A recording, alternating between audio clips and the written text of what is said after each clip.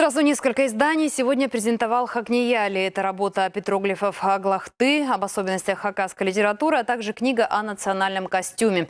Она выпущена на средства гранта некоммерческой организации. Так как сумма весьма скромная, то и тираж очень ограничен – около 20 экземпляров. Книга издана на хакасском, русском и английском языках. Перевод на иностранный сделал профессор из Сан-Франциско. В издании описаны и показаны хакасские платья и украшения, над чем безвозмездно трудились культурологи, историки, этнографы, а также артисты театра «Читиген». Всех объединило одно – желание показать красоту костюма.